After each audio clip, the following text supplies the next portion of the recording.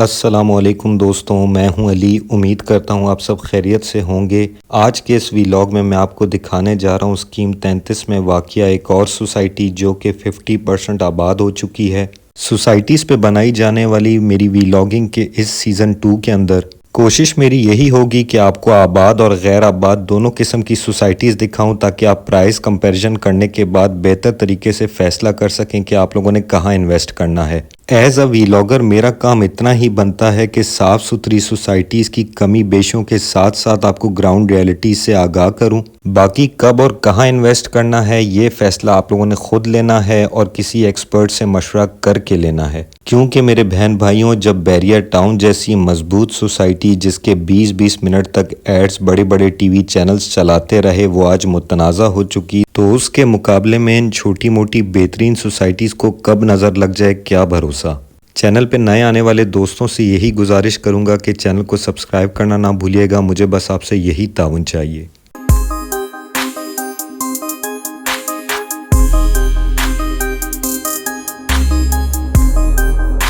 दोस्तों, आज जिस सोसाइटी का मैंने इरादा किया है व्लॉग बनाने का वो है ज़ीनताबाद कोऑपरेटिव हाउसिंग सोसाइटी सेक्टर 19 से।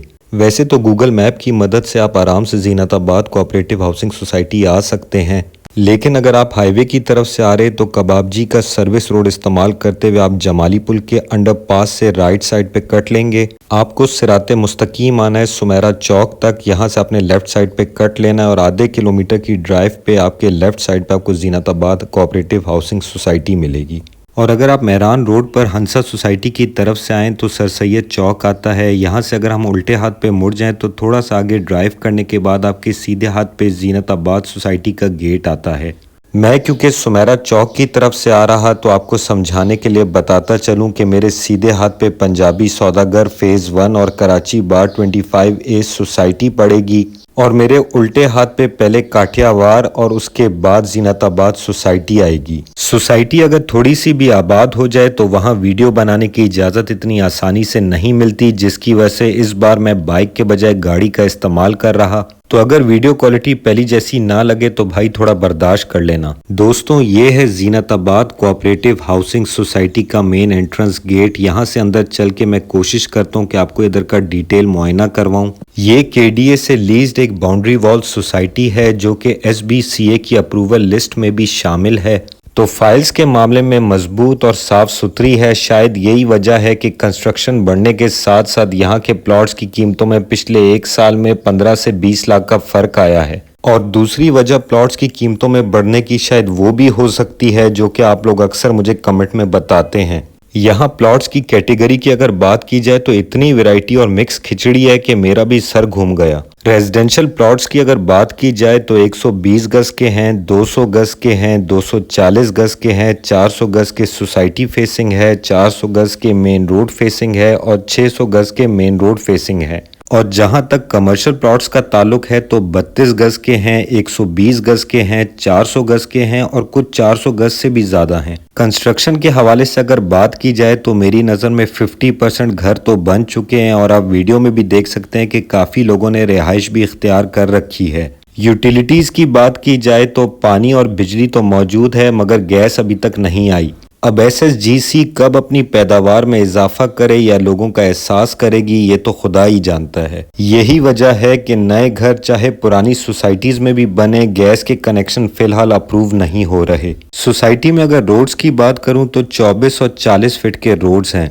भाई 40 तो फिर भी ठीक है, लेकिन 24 फीट की फिर वही बात कि अगर लोगों ने गाड़ियां अपने घर के बाहर पार्क करना शुरू कर दी तो आने जाने में मसला यकीनी है। कंफर्म तो नहीं पर मुझे ऐसा महसूस होता है क्योंकि स्कीम 33 की अक्सर सोसाइटीज़ 40 से 45 साल पुरानी हैं, इसलिए सोसाइटीज़ का रोड मैप बनाते वक्त डिज़ाइनर के जहन में साइकिल या मोटरसाइकिल का दौर रहा होगा। खैर दोस्तों, जहां से मैं मुड़ रहा आप मेरे सीधे हाथ पे देख सकते हैं कि 32 गज के कमर्शियल प्लॉट्स की कटिंग मौजूद है, जिनकी कीमत की अगर बात की जाए तो 70 लाख से स्टार्ट होते हैं। जहां तक सोसाइटीज़ के रोड्स की कंडीशन की बात करूं तो मुझे ऐसा लगता है कि रोड लेवलिंग तो हुई भी है पर पक्का नहीं किया।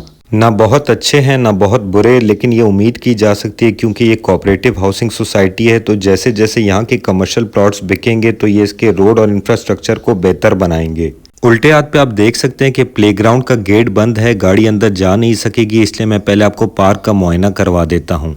दोस्तों, पार्क की इस गली के अंदर तमाम ही 120 गज के रेजिडेंशियल प्लॉट्स की कटिंग है। इसी तरह 32 गज के कमर्शियल प्लॉट्स की बैक साइड पे भी 120 गज के रेजिडेंशियल प्लॉट्स हैं। और कीमतों की अगर बात करूं तो 1 करोड़ 10 लाख से स्टार्ट हो रही, जो कि 1 साल पहले 90 लाख के थे। दोस्तों, सीधे हाथ पे आप पार्क देख सकते हैं जहां झूले लगे हुए और कंडीशन अच्छी मुझे लग रही। तो जहां तक पार्क की बात की जाए तो वेल मेंटेन्ड रखा हुआ। कोशिश करता हूं कि दूसरी जानिब की गली से भी पार्क का मुआयना करवा सकूं। किसी भी सोसाइटी में मैं पार्क का मुआयना डिटेल में सिर्फ इसलिए करता हूं ताकि वहां की मैनेजमेंट की कमिटमेंट का मुझे अंदाजा लग सके। वैसे भी सोसाइटीज में रहने वाले बच्चों की नशो नुमा के लिए पार्क्स का बेहतरीन होना बहुत ज़रूरी है। इस सोसाइटी में सिंगल लाइनर 200 गज के रेजिडेंशियल प्लॉट्स की अगर कीमत की बात की जाए तो 1.5 करोड़ से स्टार्ट हो रहे हैं। तो अंदाज़ा लगाया जा सकता है कि जहां कंस्ट्रक्शन ज़्यादा हो रही हो वहां प्लॉट्स की कीमतें कितनी हाई हो जाती हैं। मेरे सीधे हाथ पे आप देख सकते हैं कि पार्क के साथ ही सोसाइटी की मस्जिद का अहाता है। यहाँ कमोडिटी की अगर बात की जाए तो पार्क, प्लेग्राउंड और मस्जिद तो बन चुकी, अलबत्ता हॉस्पिटल और स्कूल बनना बाकी हैं। दोस्तों, जीनताबाद कोऑपरेटिव हाउसिंग सोसाइटी के अंदर 120 गज के कमर्शियल प्लॉट्स की कीमत 1 करोड़ 70 लाख से 1 करोड़ 80 लाख के दरमियान है।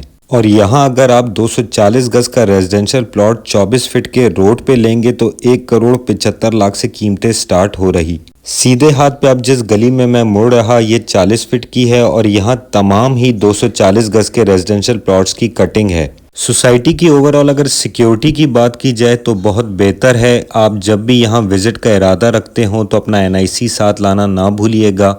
देखा जाए तो सोसाइटी में पार्क को काफ़ी बड़ी जगह अलॉट की हुई, जो कि बहुत अच्छा मुझे लगा। और सच पूछें तो मुझे यहाँ पार्क की मेंटेनेंस ज़्यादा बेहतर लगी बनिस्बत पंजाबी सौदागर फेज़ 1 के। बस यहाँ की एक अजीब बात मुझे 2 गलियों की लगी कि 40 फीट का रोड आगे जाके 24 फीट का रह जाता है, जबकि नक्शे के मुताबिक ये एंड तक 40 फीट का रोड ही होना चाहिए था। अब इस डिज़ाइनिंग में क्या लॉजिक है खुदा ही बेहतर जानता है। अगर आप में से किसी को बेहतर जानकारी हो तो कमेंट सेक्शन में ज़रूर इसका इजहार कीजिएगा। ये है सोसाइटी के पार्क के साथ बच्चों के खेलने का प्लेग्राउंड, जहां क्रिकेट के लिए पूरी पिच बनी हुई और अच्छी खासी बड़ी जगह अलॉट की हुई। इस सोसाइटी में अगर 400 गज के रेजिडेंशियल प्लॉट्स की कीमत की बात की जाए तो 2 करोड़ 75 लाख से स्टार्ट हो रही। और 400 गज के मेन रोड पे कमर्शियल प्लॉट्स की बात की जाए तो भाई मेरे 5 करोड़ से कीमतें ऊपर। वैसे इतने पैसे अगर किसी के पास हो तो उसे तो चाहिए कि बाहर के मुल्क की इमिग्रेशन ले ले पूरी फैमिली की। यहाँ 40 फीट के रोड पे अगर 240 गज के रेजिडेंशियल प्लॉट्स की कीमत की बात की जाए तो 2 करोड़ से ऊपर है। लेकिन एक बात जहन में याद रखिएगा कि लेने वाले लेते हैं, और आप वीडियो में भी देख सकते हैं कि नए नए घर यहाँ बन रहे। पहली वजह यह कि फाइलों का एक नंबर होना, दूसरी वजह यह कि पुरानी सोसाइटीज को छोड़कर नई और बेहतर सोसाइटी के अंदर शिफ्ट हो जाना, तीसरी वजह यह कि कारोबार की नीयत से घर को बनाना और उसको सेल आउट करना या रेंट पे देना, और चौथी वजह क्या हो सकती है ये तो आप ही लोग मुझे कमेंट में बताएंगे। दोस्तों, ये थी जीनताबाद कोऑपरेटिव हाउसिंग सोसाइटी पे बनाई जाने वाली मेरी डिटेल वीडियो, जिसमें 600 गज के रेजिडेंशियल प्लॉट की कीमत ना पूछें तो बेहतर। तो मैं उम्मीद करता हूँ कि आपको ये वीडियो अच्छी लगी होगी, थोड़ी मालूमाती लगी होगी। अगर आपको वीडियो पसंद आई हो तो इसे लाइक करना ना भूलिएगा। कोई भी राय हो कमेंट में उसका इजहार करें। इस वीडियो को ज़्यादा से ज़्यादा शेयर करें और आखिरी में इस चैनल को सब्सक्राइब करना ना भूलिएगा। मुझे बस आपसे यही ताउन चाहिए। मिलता हूँ अगले दिलचस्प व्लॉग में। तब तक के लिए मेरे बहन भाइयों अपना ख्याल रखिएगा, मुझे दुआओं में याद रखिएगा। अल्लाह हाफिज़।